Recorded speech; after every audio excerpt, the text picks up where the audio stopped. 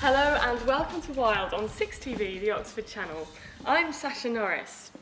Now, this might not look like a cathedral to celebrate the diversity of life on Earth, but it is.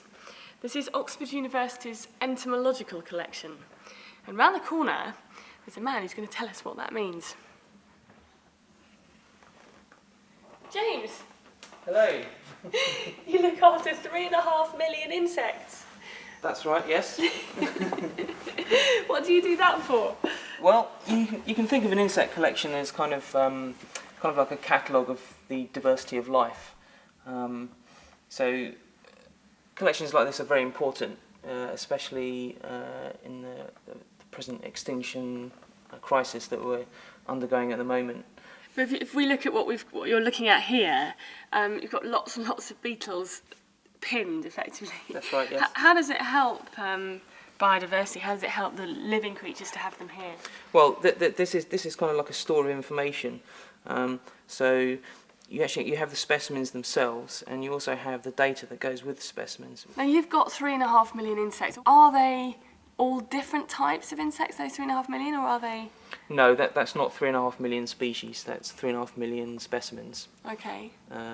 Although there's 3.5 million specimens on pins or mounted in some way, there's probably as many in alcohol, waiting to be prepared. I always think it's not such a bad way to die, to be drowned in alcohol. But and who's collected all of these insects? This collection has been built up over the years from many different people. And you've got some pretty spectacular beetles here as well, haven't you? That's right, yeah. I've picked out some here. These are Goliath beetles from Africa. Absolutely enormous things, and these are some of the largest known insects. Remarkably, they can fly as well, so something this size can actually fly, which is let's just quite put a hand amazing. out for comparison. That's my hand. That would be a serious sort of headed for you out of the forest. Do they live in the forest? Yeah, they kind of live in kind of scrub areas. The larvae will develop in dead wood. So, Right. but the larva is even bigger than this, so Really? it'll look like a maggot about this long. Absolutely huge things. And it smells pretty potent. What is that chemical? That's a preservative, isn't it? That's not actually the chemical. That's the insects. You can Oh, smell. is that right? Yeah. They don't. Once they're dry, they don't decay and they don't really deteriorate. If they're kept out of the light and away from dust, then they'll quite happily sit there for hundreds of years without deteriorating in any way. Because some of the insects you've got here are hundreds of years old, aren't they? They are, yes, yeah. What are the oldest insects? The oldest insect we've got is a butterfly collected in 1702, and that's actually the oldest known pinned insect. Does it look pristine? It looks fine. It looks like something you could find in your garden, Really? yesterday. Flying around? Yeah. No. But what are the problems with looking after them? Because they do get eaten ironically, by other insects, don't they? That's right. So yeah, there are several pests that you get in museums which are a real problem. They're domestic beetles which will eat dried insect material. So in the wild they live in spiders' webs and that kind of thing, and they eat the remains of the dead insects on the spiders' webs, but they find quite a nice home in insect collections just because there's so many dead insects. Okay, and up here you've got an insect which tells quite a sad story, haven't you? Well, that's right. This is called Mesolognathus, which is quite a tongue-twisting name. This is from the Cape York Peninsula in Australia, and as you might know, the cane toad in Australia is a real problem. It eats all the native wildlife. So as the cane toad marches further northward, so this could be under threat of extinction. Yes. Yeah. I guess a lot of people might say to you, James, does it really matter? All these beetles. Do each of these beetles matter? Well, each species is a separate entity in its own right. So this is as distinct a species as a lion, for example. Might not be as big or spectacular, but it plays its own job in an ecosystem. Can we ever know? Can we ever know all there is to know about life on Earth and ecosystem functioning? We know so little, don't we? Well, it's an incredibly complex process, and ecosystems are incredibly complex, kind of like machines in effect. I mean, in a few hundred years, maybe we'll have found 99% of the known insects.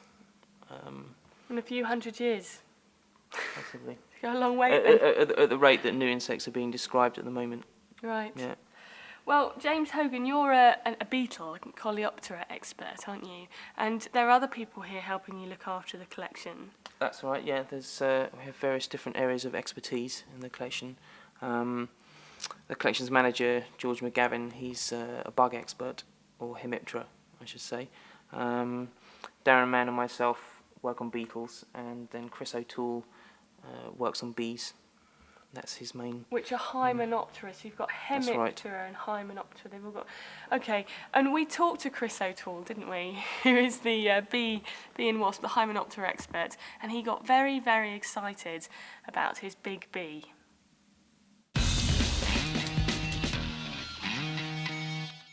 Scott, what have you got there? Apparently it's a bee, but I'm not really convinced. You just handed Scott, our cameraman, your bee, Chris. Yes. And you said, be careful, it's a type specimen. What is that? What do you mean by that? The type specimen is the specimen that the man who described it based his description on. So that's the ultimate reference specimen when people are doing later revisions or need to fix the name. Right, so Scott, you better be careful with it. You It's better a get bee it to all me. of all bees then. Yeah. I The take bee it. of all bees. Right. Here you go. Right. Not only is it the type specimen, but it's the biggest bee in the world. Yes. Yes. And there's a very interesting story behind this. This was collected by Alfred Russel Wallace in the Malay Archipelago Wow. on the island of Bakian in the mid-1800s. Yeah, he was a contemporary of Darwin. That's He right. came up with the theory of evolution at the same Independently, time. Independently. yes. And this, up until about 10 years ago, this species was known only from this specimen, and nobody knew why the world's largest bee had to have jaws like a stag beetle. It's one big bee, isn't it? Yeah. Yeah. And then someone, a young American entomologist, went out looking for this bee, and he found it, and he found out why. The females of this bee nest exclusively in the sides of termite nests, which termite mounds made of very tough sun-baked mud built up by the termites. So they need tough jaws To bite through. to bite through and make their nest burrows. But there's another reason Right. why. They line the nests with resin, which they collect from trees. The resin is produced when trees have a wound, and the trees secrete the resin to protect it. And so they also need these big jaws to make a wound, to bite wound a tree. Wound a tree to get it to secrete resin, And so they they collect- can line their nest Yes, with and their you babies. see the front of the head has this great big triangular plate, Wow. and they use the jaws to brace a ball of resin against that plate, and when they fly back to the nest, to apply the resin. Now the big mystery is, if you and I got hold of a ball of resin, it would just stick to us. You wouldn't be able to do anything with it, but somehow they must have some chemical secretion which modifies the surface tension properties of the resin, so that they can smear it on the side of the nest and create a waterproof, So that's why they fungus-proof do lining. it. Okay, waterproof. That's fantastic. I mean, and that insect has evolved that life history, those strategies, sort of entirely independently, and there are almost as many stories like that as there are insects, aren't there? There are, yes, indeed, It's incredible. yes. Okay, and in here, even more stories, even more amazing stories. Shall I take the lid off to Yeah. get rid of the reflection? Okay, we've got here a collection of bees made by an old friend of mine in South America. These are orchid bees. I'm going to put this extremely important historical specimen over here, so we don't. Yes. Now, these brilliantly metallic orchid bees are part of a very complicated network of bee-plant relationships. Every Christmas, everyone goes out rushing out buying Brazil nuts. Yeah. Brazil nuts cannot be cultivated. Okay. The reason is that take about 150 years to reach flowering stage, and they're about 200 feet tall. They are a component of the tropical forest canopy. Right. So and the females of these orchid bees are the principal pollinators. Okay. Now the males of the bees have a very interesting relationship with a range of epiphytic orchids. That means orchids that grow on the branches and trunks of other trees. Okay. So the males of these orchid bees pollinate the orchids, and at the same time they are rewarded for this task by the orchid by being offered a very thick, strong, oily scent. And they use this scent not to attract other Yeah, because females. it's the obvious orchid scent carried around by a male would be. It's to attract other males, and this is where it gets kinky. Attract other males, right? They attract other males, and what happens is where you get a bunch of brightly coloured bees, all beautiful metallic, blue, green, bronze, in a dense tumbling flight in a shaft of sunlight coming down from the forest canopy. Right. And it is that tumbling display that attracts the females. Right. And then they mate. So they collect the scent of the orchids Yes. and thus attract other males to come to them. Yes. And all the males get together and dance around in the sunlight, in the forest. Yes. And the females are enchanted by that and come along. That's right, and mate. And- So we have this complicated network which is of bizarre relationships, which is charming and interesting for us, but absolutely vital for the maintaining the health of the forest. And it shows that an ecosystem, a whole, lots of different animals and plants living together is important. It's not enough to just have one or to cultivate one. Absolutely. You have We to have- need to maintain diversity, and the sad thing is that it's quite likely that lots of these kind of life-sustaining complex networks, particularly in the tropics, are becoming extinct before we even discover them. Now, some people might say, well, what does it, they look pretty much the same to me. Does it matter? And it's this arguments about how precisely they interact with the trees. Exactly, because although they might look very closely related, and they are closely related, they might have completely different relationships with the plants that they pollinate, or they might have different nest site requirements. So it's not enough to say, well, bees are much of a muchness. No. I mean, there are probably anything between 20, 30 and 35,000 different kinds of bees. Well, we're going to come out, Chris, with you and talk about pollination out there in the where we normally are in the fields of Oxfordshire. So thank you very much for talking to us today. You're very welcome. Fascinating, amazing stories and beautiful, beautiful insects.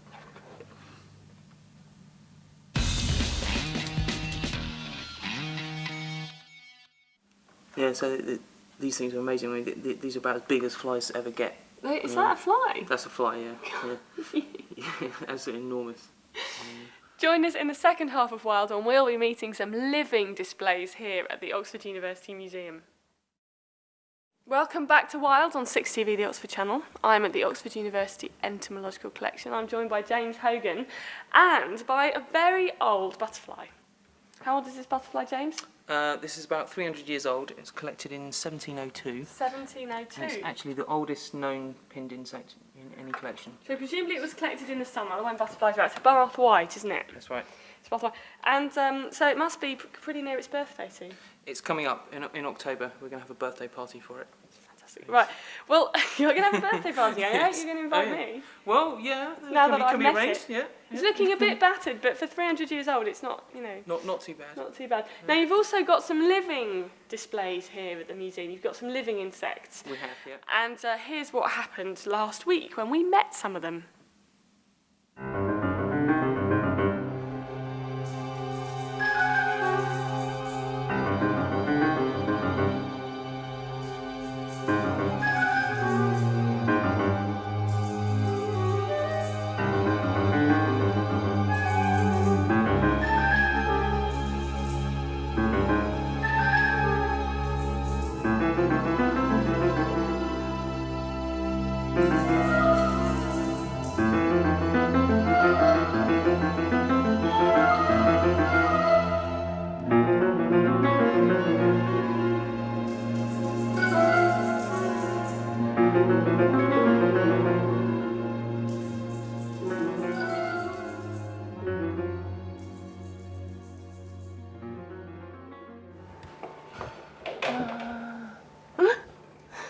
can sometimes they've got a nasty kick on them, these things, so they might draw blood if you're not It careful. might draw blood. Yeah. Right. So there it is. This is one of the largest ones we've got. Right. Can we get it out? Do you think? I'll have a go. Yeah. What might she do to us? Well, she's got quite powerful back legs, and can you see there's some really sharp spines on the Right. back there? So, and they defend themselves By kicking. by kicking. Yeah. So how do we know it's a girl? This is a female, and the females look a lot different to the males. The males are a lot slimmer, and Right. and they've got fully developed wings. Okay. And the males fly around and find the females, Yes, do they? yeah. That's why they've got wings. That's right. Yeah. Well, we've managed to extricate a So large they're very good at holding on twig these here, things. and we hope the viewers can see amongst the twig Moving around a bit. a large leaf insect. Now, you said I wasn't allowed to hold her because Well, she might kick me, Yeah. thus drawing blood. Should we give it a go? We'll give it a go. Yeah. Give it a go. The She'll things we probably do be quite reluctant to for move because it's Oxfordshire. in Come the on, day. baby. So you have to let her climb onto your. Climb onto me. Yeah. She's kind of mean looking. Yeah, she looks kind of mean. Come on. Okay, you just don't hassle her too much. You know, she's a bit cross with me. There you go. Okay. So if you're gardening in Southeast Asia, you may well come across one of these in your back garden. Is that Could right? do. Yeah. Are they a rainforest species? Yes. Yeah. And its name? It's a jungle nymph. She's got her leg up here. Yeah. Is that a defensive posture? Yeah. And if you put your finger in there, and Yeah. it touched this part of the leg. We won't do that. No, I don't recommend you do that, but it would probably clamp down onto your finger. So you can see she's kind of holding her Yeah. legs out her in front. legs, to try and look more like a kind stick. of stick-like. Yeah. It's working. Yeah. Well, we're going to put her back before she hasn't drawn any blood yet. But let's have a look at, because you've got a great diversity of insects in here, of leaf and stick insects, haven't you? That's right. We've got amazing about different 5 or types. 6 species in here.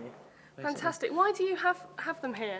We use them for insect handling sessions for school parties come in. So every Wednesday afternoon to the end of August, we're letting people come in and Cuddle the insects? cuddle the stick insects, cuddle the cockroaches, that kind of thing. Oh, well, actually, we've just found one on James here that's managed to escape. And none of them are poisonous, are they? Yeah, at no, all? no, absolutely harmless. Look this one. at Yeah. how... These are actually quite quick. These are from Korea, and so they're kind of more used to a temperate climate, so they're a lot faster moving in this kind of temperature. Yeah, I'm very fast moving, aren't you? You're right, going for real. Right, I want to show the viewers the diversity here. So if we just let him... Has he fallen off or not? He's on my head, is he? No, That's no, fine. he's jumped off now. He's jumped off.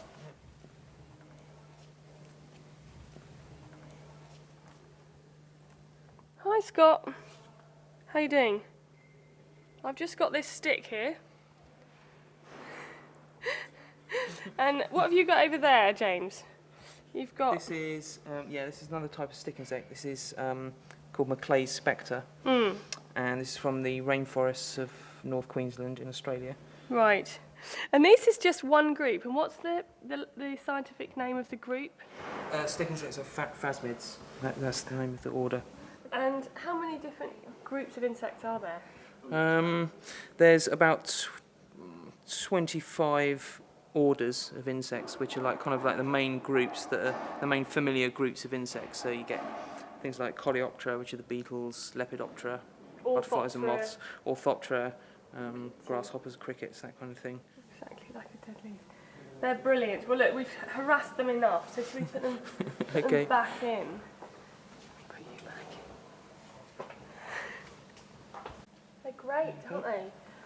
And what would you say to people who wanted to have these as pets? Well, they make very good pets, actually. They do.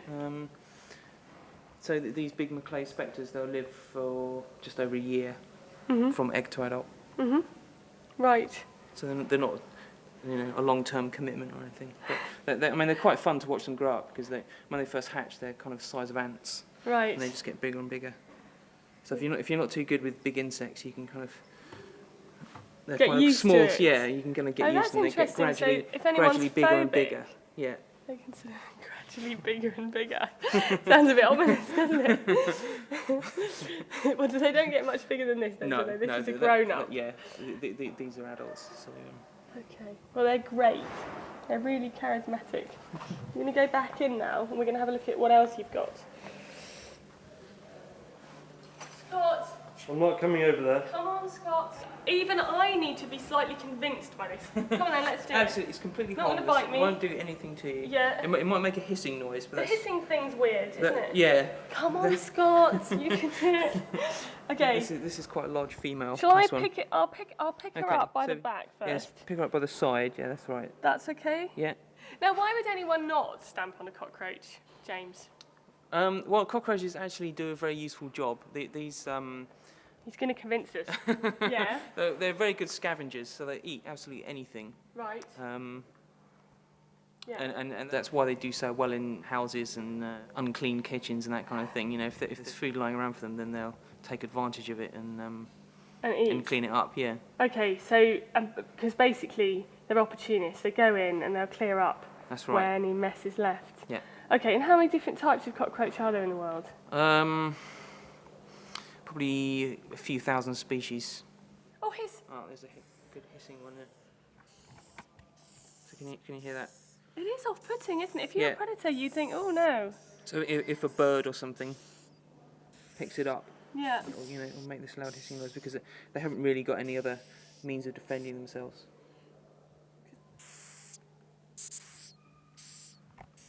No, you wouldn't have thought that would come out of the mouth of an insect, would you? That noise. Well, it's not actually That's coming. like a baby bird. It's not actually coming out the mouth. It's coming coming out of the funny. abdomen at the side.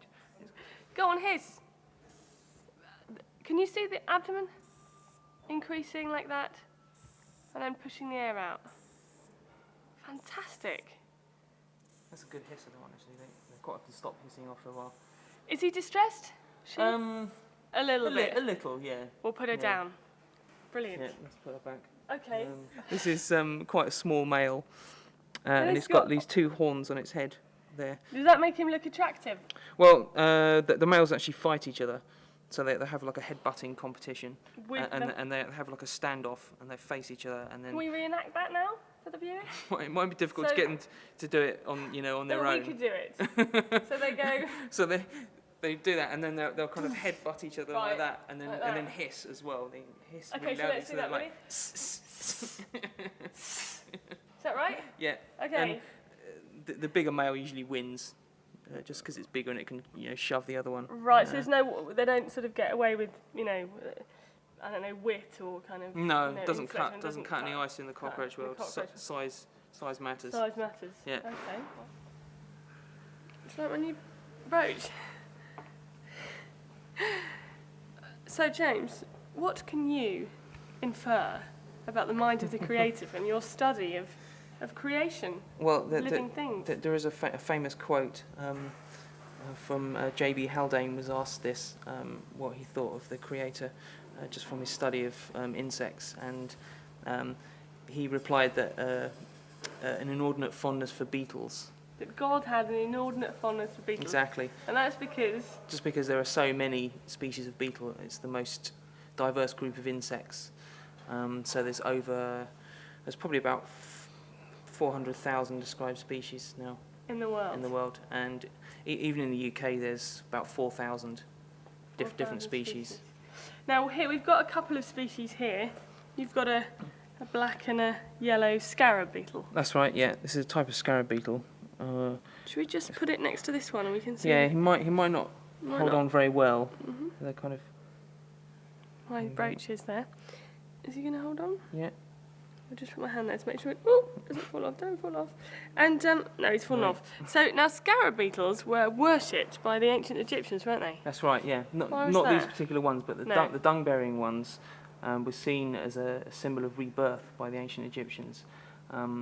So what they do is they bury a ball of dung in the ground, and then the larvae develop in the ball of dung, and then the adult beetle you can find in like a pupal chamber, and so this is seen as kind of life coming from the earth. And they actually had gods with with scarab beetles as their heads, and Yes, so you and can see, wore amulets of scarab beetles. yeah, so the scarab beetle figures quite highly in Oh! Oh no! Oh, we've just been responsible for introducing a species into the British Isles. It's not good. Yeah. What do we do now? Just lost one up there. What do we do now, James? Well, I'll have to Get out the. wait and catch it a bit later when it Wait with your mouth. I put this on a way before it flies away. But what do you know? Glossina morsitans destroys horses in Central Africa. Fly caused one of the plagues of Egypt. See Wishwood in Proceedings of the Zoological Society of London. So it's a squashed fly here. Yes, this is a tsetse fly that was sent by Dr. Livingstone to the first curator of the collections, John Westwood. The famous Dr. Livingstone, I Yes, presume. the famous explorer. This could have even been squashed on Livingstone's arm. So this might have been biting. It's a biting fly that does indeed cause sleeping sickness, and it might have been biting Dr. Livingstone. And he swatted it, sent it in, and it was from this specimen that the species was first described. That's Is that right? Yes. Yeah. Amazing. Well, it's been a great privilege and an honour to see the insect collection. Thank you very much. And hopefully one day I'll go off somewhere exciting and send you an insect that you can't identify. I'm sure. Thank you very much. And you can visit the University Museum every day of the week from 12 o'clock until 5 o'clock. And you can come and handle the live insects on Wednesday afternoon between 2 and 4. So see you there. Oh! Oh!